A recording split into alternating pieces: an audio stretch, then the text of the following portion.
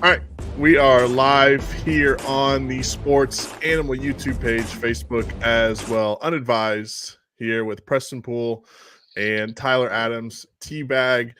Follow us on Twitter at Preston Poole 405, at Tyler's Takes, at Unadvised Pod. Running around like a chicken with our heads cut off for this. I had to fill in at the radio station until 7. Ran home, did this, and then we have Mr. Teabag here, who's in multiple fantasy drafts this evening. So, Teabag, what do you want to get into tonight?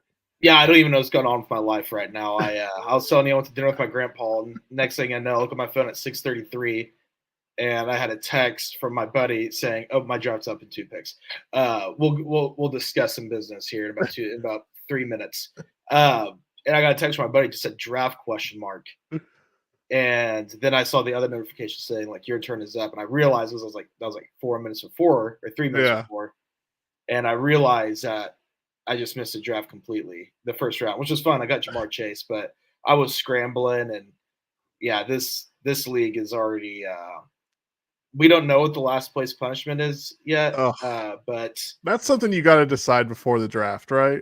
yeah, we haven't done it since college, so it might just kind of be a Gotcha. retired thing because we all live in Yeah. different places.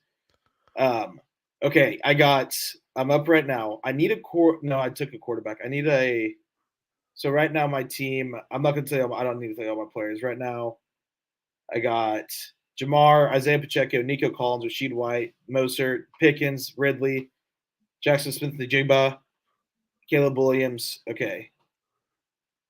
Tight end? Yeah, you need a I need a tight end. tight end. Yeah. Brock Bowers is available. I would probably take him. He was one of the guys that I had circled whenever I was drafting the other day, but thankfully Sam Laporta fell into my lap, so I was able to get him. But yeah, Bowers, I don't think that's a bad pick. Okay. I think he should be able to do something there this season. All right, Bowers it is. There you go. So, all right, now we can talk about normal stuff. Yes, and that normal stuff is college football. Week 1 happened last week, where it's finally here. We're finally into college football. Let's start off with the Oklahoma Sooners as they take down the Temple Owls 51-3 Friday night there in Norman. And Teabag, I was there, and right from the get-go, I could tell you that offensive line was not going to be any good if Georgia was in town for that game. So, I mean, were those kind of your thoughts watching the game if you were able to? Yeah, so I was able to watch the whole game. I took OU. Even though I said I'm not going to touch the line all week, I ended up taking OU minus 42. So Well, I that's was good. I was invested the whole game because obviously OU didn't start covering until about like 6 minutes left, 5 minutes left, whatever it was. So yeah, I mean, I tweeted out in the first half, and I made one OU fan mad, and I said OU offense ... flashes, but that's about it so far because Jackson Auto made some unreal throws. Obviously, Yeah. Deion Burks, which I'm sure we'll talk about, was incredible. But the offensive line just couldn't get a push. It felt like Arnold was still getting hit, and it was against Temple.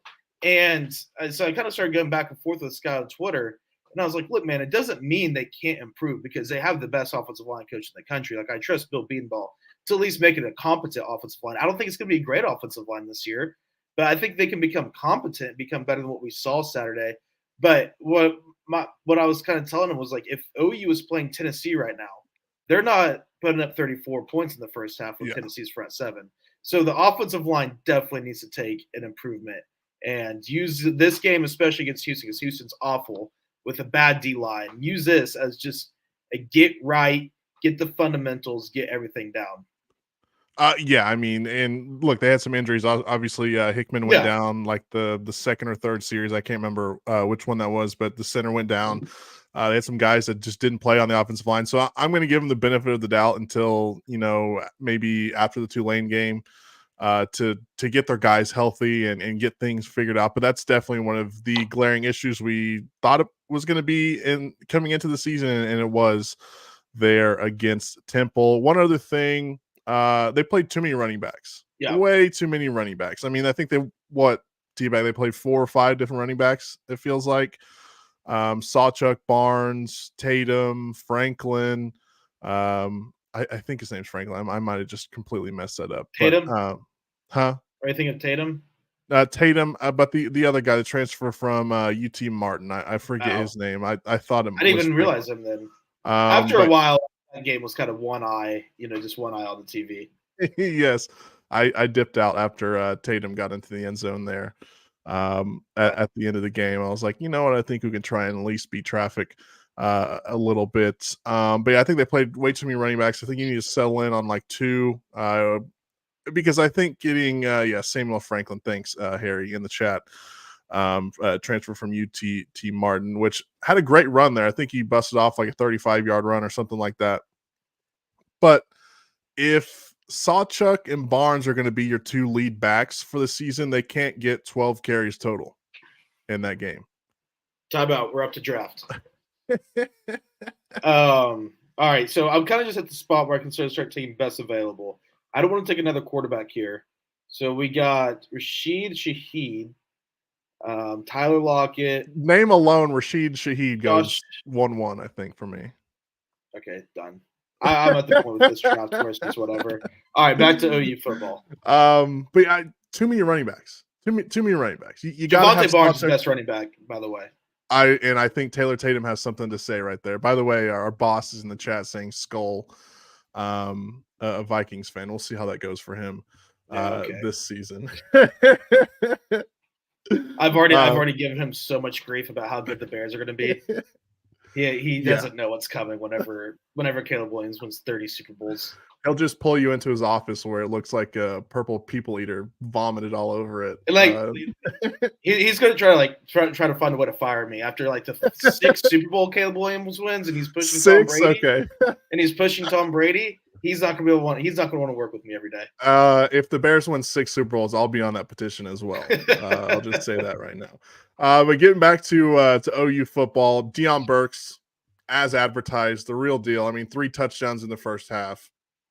You can't ask for much more from Burks in that game Friday night. I mean, he was basically perfect. I mean, maybe a couple more yards here and there, but they didn't really go deep on anything downfield or anything like that. But I just think that he is one of the best receivers they'd had since probably CeeDee Lamb, which was 4 years ago at this point. Marvin Mims, maybe. But Mims, I think he'll probably pass Mims when it's said and done. Yeah, I think because he has more speed and just able to get open. Yeah, I mean, we've only seen one game, but I mean he's been good from the start, plus the spring game. So you have it in our topics list. You said we'll talk about the defense here in a second. But he says as advertised. Deion Burks is a definition of as advertised. I remember the second he went to the portal before OU was really even in the conversation. Everyone was like, whoever gets this guy is getting a freak of a wide receiver, like a first round draft pick kind of guy. And he lived up to that and then some. I mean, 3 touchdowns. He was definitely the most dominant player on the offensive side of the football. Yeah, and Harry also says Marvin Mims. Yeah, Marvin. Look, that OU Texas game where Marvin Mims caught like the craziest passes from Caleb Williams. I can't believe I forgot that. But yeah, I mean, and you said it, defense as advertised for the Sooners. I mean, 6, 7 turnovers. I forget the total amount. It just seems like every time Temple had the ball, it was a turnover. I think it was 6 total turnovers and 5 by the defense because there's 1 special teams turnover, right? I can't remember if it was for a touchdown. Yeah, it was a punt that the returner fumbled and returned for a touchdown. Yeah, but after I think it was like midway through the second quarter, I saw a tweet that said like OU's defense is on pace for like 96 turnovers in the regular season. That's just like where they're at. This is another thing I've been saying. With the offense, I think with this defense now. If you're talking, if OU had national championship, like true, I know OU always has national championship aspirations. That's the standard for OU. But, I think most people are pretty realistic this year in saying that this year's probably not OU's year to win a national championship. Yeah. So with this team, with the goals, I think that most OU fans are going to be really, really content with 9-3 and then pushing for a playoff spot. And they should be. And yes, absolutely. I think with this, as long as the offense can just be good, this defense will help them win a lot of games. A lot of games. Which is, I mean, for someone who's been, going to OU games since I was a little child is, and especially after the last 10 years is something crazy to think about. But Yeah, I think overall, I mean, what were your thoughts on that game other than, offensive line and the stuff we talked about? I think it's a sign that college football, especially in the state of Oklahoma, is back. That OU gets a 48-point win, and we still try to find ways to complain about that win and how they actually didn't really look all that good in the grand scheme of things, even though they got the Uh, credit. yes, I know Jackson Arnold in the post game, when he was being interviewed, basically said, "We won 51-3." Like, I don't know what you Yeah, guys are, asking me about. Which I agree. I mean, look, it was a big win there for it, the Sooners. I don't think it. I think after seeing what I saw so far, I don't think I'd necessarily change what I think OU football is this year, and that's a 8-3 team heading into Baton Rouge playing for maybe not a playoff spot because we have to see how all that shakes out, but playing for their season, where Yeah, they're going to be a 9-3, 8-4 team. I think with how good the defense was, and the offense did show flashes, and Jackson Arnold showed us a lot of stuff. Deion Burks, running backs, as long as the offensive line can get up a little bit of run game, I think the running backs will be decent, good enough. I don't think I really changed my tune too much on OU. yeah, I completely agree. I mean, it's just one of those games where you can learn a little bit, but you can't learn a lot Yeah, from that game. So, all right, let's move on to the game that happened in Stillwater. You were there. Oklahoma State beats South Dakota State 44-20. Ollie Gordon, he's a great football player. good. He's really good. I mean, yeah, he's very good, I would say. The when the OSU offense came on the field at the beginning or the I guess the second possession because South Dakota State received the ball, best I remember. Everything's kind of just a blur. All that already. Oh, I thought. See, this thing keeps messing me up because it shows. Oh no, hold on. It shows like green, and I keep thinking that means I'm up to draft, but then it says like up in 3 picks. That's why I got distracted right there. I was like, oh my gosh, am I up right now? I am up next. So, yes, whatever Larry Reese announced, in the backfield for the Cowboys, number 7, Alvin Bowman, number 0, Ollie Gordon. The stadium just, I mean, I haven't heard a player receive that kind of love in a long time Yeah. whenever Ollie Gordon's name was announced. The stadium went crazy. The Ollie chants were already starting. But yeah, I mean, just the way he can make guys miss is, I mean, not that I've never seen anything like it because we see stuff like it a lot with football players, but for an Oklahoma State running back, the way he can just break tackles and just how he can just be a complete man over some of the defense he plays Yeah. is truly remarkable. I mean, Justice Hill and Schuba, they were kind of more on the finesse side where they find the hole and they're good at cutting. Ollie Gordon's like, I'm just going to run through you and it doesn't matter. I mean, there's a great screenshot I saw on Twitter of the screen pass Ollie caught for a touchdown, and I was just it going to bring was that up. Yeah. there's a screenshot. It's like that famous CD Lamb touchdown against Texas, where like CD Yeah. Lamb scored on this play. There's like 5 Texas defenders right there. There's one where Ollie is like literally looks like he's wrapped up with like 3 guys about to just complete the tackle, and it's like Ollie Gordon scored on this play, and then That play was crazy to me because I don't know if you saw like the whole replay angles and all that in the stadium. But he didn't get into the end zone. He was no down at like no the the, not the 1 yard line, but like the 6 inch line. 1 inch, yeah, like the 1 inch line, He yeah. was definitely The, down. where our seats are, we're right by the one of the jumbotrons in the corner of the stadium. So we're like looking back at it. Okay, I'm up to draft. I gotta take. But it was just crazy Um, to me. They reviewed that play and still said it was a touchdown. I'm like, I still don't, even today, it being Tuesday evening, I still don't think that was a touchdown. But no, I mean, it was a great play by Ollie Gordon. fantasy update: Matt Stafford back at quarterback. That's a Caleb Not Williams, bad, my not bad. starter. Um, yeah, I mean, we looked up and I was like, oh, he's down at the 1 inch line, and I think the reasoning for it, and you're watching on TV because this is what the TV people were saying, the ones that were watching on TV. They're saying it's because there weren't any pylon cams set up, which is just why they're not pylon cams set up in He that didn't spot. even need a pylon cam to tell that And wasn't a touchdown. and I agree, but I guess there wasn't like enough indisputable evidence or Yeah. something. I mean, I'll take it. I'm not going to sit Oh here and be yeah. like, you should have been down. I mean, probably would have I mean, scored he was next going play to anyway. score anyways. Yeah, like It you said doesn't on the next affect the play. outcome of the game either. But yeah, I agree. I remember we were all sitting there, oh, he's down, and then whenever the score, like, oh, okay, like what? Just go ahead and just wrap that one up, I guess. What were your thoughts on the defense? Good. Well, when I say good, not like where I was like, oh, my thoughts are like they're all positive. The defense played good. They gave up a lot of big plays, which they need to obviously fix because South Dakota State is a you give me it's like yawning, you give me a coughing bug right there.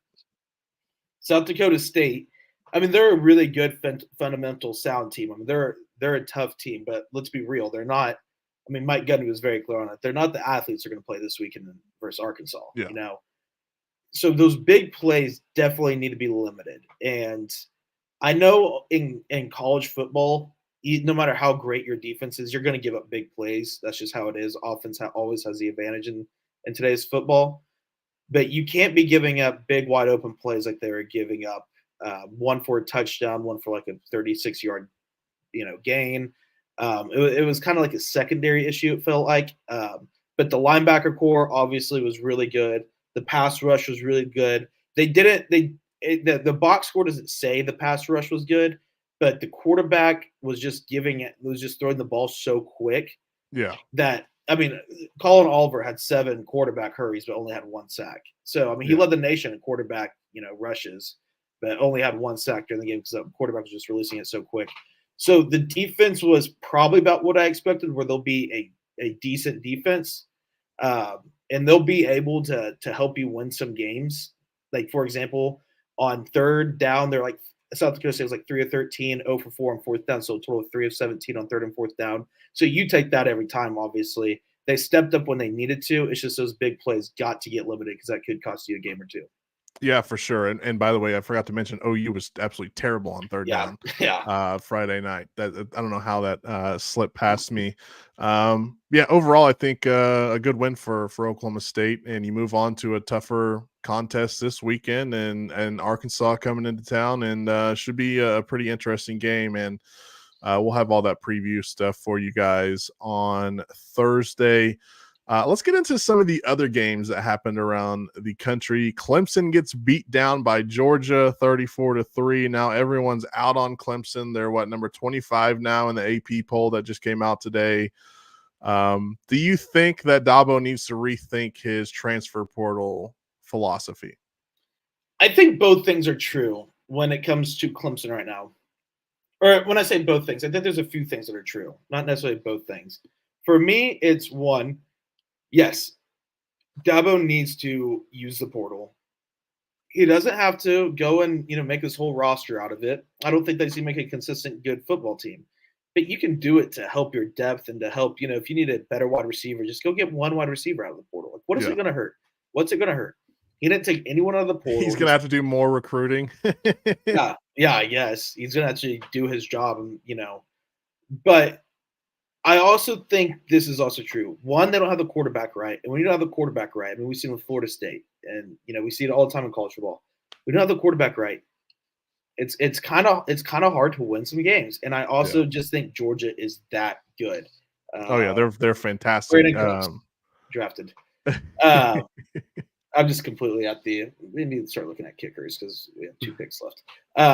Kickers, you need to change the rules in that league ASAP if you're drafting kickers. Dude, I was in another draft like last year, 2 years ago maybe, and it was just like a league we did. Like, it was like one of those 1-2 year leagues. It wasn't like a tradition league that we got, and you had to take 2 kickers and 2 defenses, and you're maxed out on how many running backs you take, how many wide receivers you could take. That would be like the bane of my existence. Well, because I wanted to go draft another wide receiver. He was like, you're out of wide receiver picks. Like, I'll never forget. I was like, what the hell? We're at the Buffalo Wild Wings in Stillwater. I was like, oh, so this was like what are you talking about? I'm out of wide receiver picks. And yeah, so that one was a short but sweet league.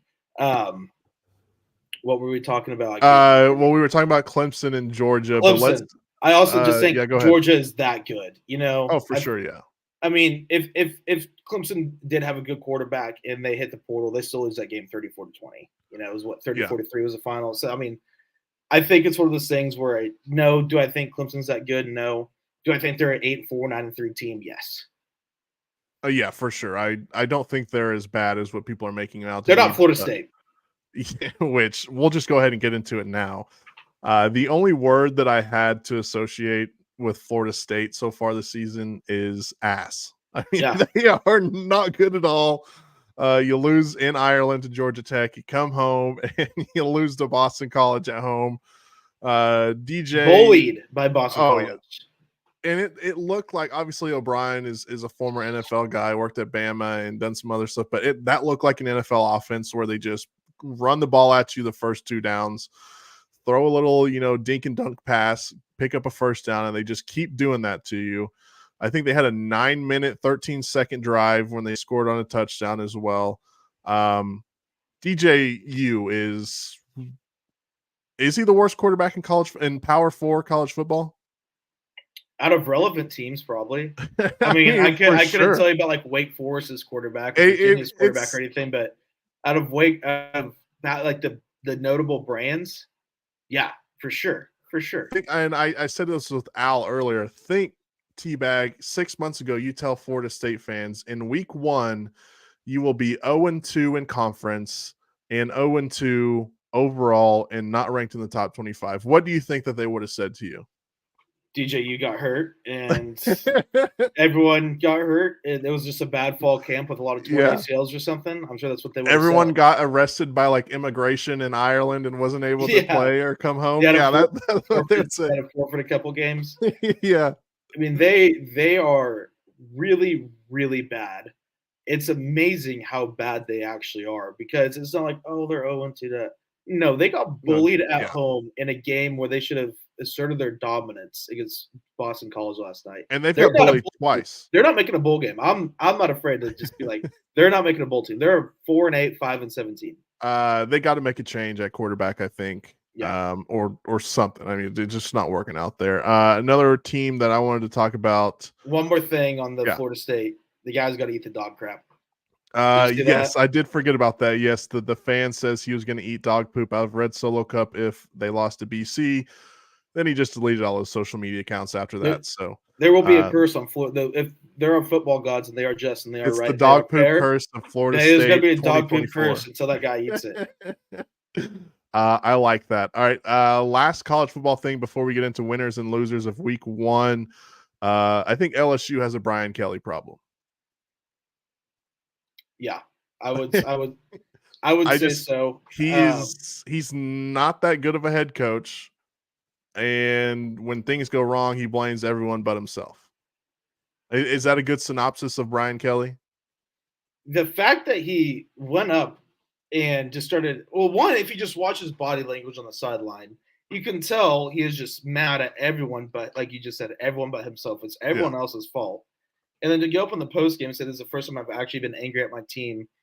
It's like, that's not what you say right now. One, you don't say that in sports in general, because in the NFL, they're grown men. They can see through your BS. They'll just quote on you so fast. Like, all right, we're still getting paid. We'll get you fired. We don't care. And then in college football, it's just like half those guys are probably just waiting for the NFL anyway with the talent that LSU has. And so, that's a team that could easily throw in the towel pretty quick. And Brian Kelly might be that coach that might go 8-4 this year, where you're like, he has a decent record at LSU. It's not great, but it might get him fired. I don't know what his buyout situation is, but I would assume it's monumental. Probably, but I think with the money that they make and stuff now with the SEC like TV contracts and stuff, I'm not going to be shocked if he gets fired at all.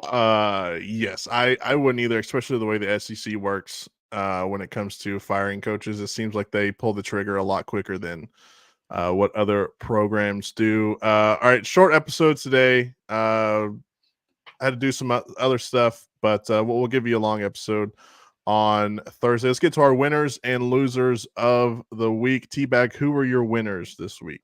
So the first winner I'm going to take is a team where I think everyone's giving them the praise, but when people are talking about winners and losers of weeks and stuff, I feel like this team's not really talked about as much as they should be, and that's Penn State. They went in there, and West Virginia was a hot pick for everyone. I liked West Virginia. I think a lot of people did, and they just went in there and they took care of business. Drew Aller looked really good. It looks like they finally have a very good offense. They got the Kansas offensive coordinator to come in there and kind of switch things up. And I just feel like people aren't really talking about just the business they truly went in there and took care of. Penn State, to me, it looks like a playoff team. I need to look at their schedule to see what all they got. I know they got Ohio State somewhere on there, but I think Penn State, with that win out of conference, is going to help their resume a lot. I still think West Virginia is a decent football team, Yeah. maybe not as good as we thought. But I still think they're 7-5, 8-4 team. So a decent football team on the road in week 1, went there and took care of business. So my first one of the weekend is Penn State. Preston, who do you got? My first one, Notre Dame, the Fighting Irish. Mm-hmm. Look, I think I might have been the only one that picked them +3 this weekend. They go out, they win the ball game down there in Kyle Field. I really like Marcus Freeman as a head coach there. I think he's able to get the guys fired up. Obviously had a good game plan. The quarterback, Riley Leonard, I think is a great quarterback there for him. So Notre Dame, I'm a little bit higher on him now after that win, because I think right now, Teabag, you can already lock them into the playoffs. I mean, with their schedule, the next toughest game they're going to have, I think, is they play Louisville in a couple weeks, and after that, it's USC. And did you know? I think after I forget which, but they play one road game, and then they don't play another road game until November, the end of the season. They have a couple of neutral sites, but a neutral site for Notre Dame. Sites, But gotcha. neutral site for Notre Dame is a home game. Yeah, I mean, both teams got to travel, so that's not an advantage. And then they're going to have the home crowd advantage no matter where they play, just because it's Notre Dame. Now, obviously, if you put the game in Dallas or something and they're playing Texas, it might be a little different. But well, there's Catholics everywhere. There's Catholics everywhere, but I think they play a game in New York. It's like, that game is going to be filled with Notre Dame fans. Oh yeah. Yes, Notre Dame looked very good. I was lied to about Connor Weigman. He sucks. He's terrible. Was, yeah. I was like, they got to have good players everywhere, and Connor Weigman was a decent quarterback last year, and everyone seems to be high on him. So I thought Texas A&M was kind of like his sexy little, underdog pick. Well, when I say underdog pick, they were favored this weekend, but kind of a under the radar team is probably a better way to put it. So yeah, they suck. But I also think that game says more about Notre Dame and what they're able to do, because Brian Kelly, when he was at Notre Dame, could never really win big games. I mean, one of the biggest games he won, he would have lost that game for sure. And one of the biggest games he won in his time at Notre Dame was in 2012 against OU. And OU, I mean, OU was good that year. They were co-Big 12 champs, but it's not like that was one of the best teams OU's ever seen. And that's really, that was like his 4th year, 5th year, whatever it was at Notre Dame. And then other than that, there really wasn't much. Yeah, we don't talk about that game either, because that crushed my spirits that year. So we don't talk about that game. Who's your other winner for this weekend? Week 1 of college football. I'm going to go, sorry to everyone because I have to say this, I got to go USC. It looks like they finally have a defense now. Are they a great defense? I don't know. I think they're pretty good. Drafting real quick. Okay. Do you think it's the defense, or you think it's just them playing against LSU? By the way, kicker. I think it's a mixture of both, because it's last year's USC defense does not stop LSU as much as they did. Now, do I think USC's defense is just great now? No. Do I think they're really good and good enough to win them some games and give them a 10-2 type season? Yeah, because they can actually tackle for once.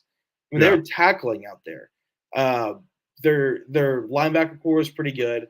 Their defensive line was good. It wasn't great. Bear Alexander, I was kind of watching him a lot. He's not really going to live up to what we thought he was. Starting as a true freshman on the national championship team at Georgia 2 years ago, and now it's like, I mean, yeah, he's probably an NFL guy, but 4th, 5th round pick. He's not kind of that 1st round pick everyone thought he was going to be. But I do think USC has a competent defense, and just going forward, if Lincoln Riley can figure out defense, I think that's a win for USC, because I know this defensive coordinator, the guy they got from UCLA, I blank on his name, but I know he's a very respected guy, and I think he's one of those guys that it's going to be hard for USC to keep around for a long time, because he's either going to get a head coaching job somewhere, or he might make a jump to the NFL. But I do think that Lincoln Riley has finally, after 7 years, has realized you need a defense to win big time games. Crazy concept too, right? All right, my other winner of the week, the Big Ten. So kind of down the same line as you, 17-1 as a conference in their opening weekend. So the Big Ten was a big winner in my eyes. I thought about throwing in Miami there. I thought Miami was a big winner as well. Yeah, and then let's get to the losers. My first loser is Florida State because they are absolutely terrible. I mean, -2. No one could have lost worse than Florida State did this weekend. Somehow they found a way to do It's as embarrassing as it can get for a college football fan. it. Yes. You missed the committee last year, and everyone's clowning on you for that. Or you missed the playoff last year because of the committee, and everyone's clowning on you for that. And then you go out and just get stomped by Georgia, and then you lose to Georgia Tech week 1. Then you come back home week 0, I guess it was Georgia Tech. Week 1, they lose to Boston College at home, getting just absolutely clowned. It has to be just totally embarrassing that ever since you've been fighting for the playoff, you've been 0-3 and got curb stomped. Have not won yet. Yeah, haven't won a game. And then also the dog poop guy they might have a curse. They might have a curse. So yeah, we're gonna claim it the dog poop curse of 2024 on Florida State. We'll see when that gets lifted. Something tells me no time soon. My other loser this week, the ACC. I mean, that conference sucks. The whole offseason, they said they were better than Big 12. They're number 3 out of the Power 4, and now it turns out they are number 4 because I think the Big 12 is way better than the ACC. It's not even a question. I mean, North Carolina State right now is probably the second best team, maybe Clemson. Yeah, they almost lost. And they play I think right now Miami's the clear number 1 in the ACC. Yeah. Miami has a clear path to the playoffs. Yeah. Because they could even go 12-0, 11-1, and lose in the ACC championship close, and they could probably still get in. Yeah, for sure. Who is your other loser? LSU. Just haven't won a opening game since 2019 when Joe Burrow was their quarterback. Obviously, we know all about that great team. Brian Kelly just doesn't appear to be the guy that they thought he was when they hired him. And they're just not a good time to be an LSU fan. Did you see you're on social media a lot? Did you see that the Florida Gators message board is already tracking flights from Oxford, Mississippi to Gainesville, Florida for Lane Kiffin to be the head coach? Plane tracking season started early. It started after week 1, and I love nothing more than that. All right, Teabag, I know you've got another draft you need to get to. So you get to that. Thursday's episode will not be live. It'll be pre-recorded. We'll go a little extra long for you guys. We'll give a preview for the NFL. We'll do week 2, give our picks as well. And then remember Sunday, probably about 6:15, 6:30, whenever the 3 p.m. games wind down in the NFL, we'll go live. We'll talk about Saturday football. We'll talk about Sunday football as well. We're going to call it our weekend football recap here on Unadvised. So we'll have that for you guys live on Sunday, pre-recorded episode on Thursday. But stick with us, and we'll keep bringing you some good coverage here of all the goings on. So, all right, that's going to do it for us at Preston Pool 405, at Tyler's Takes, at Unadvised Pod. Until next time.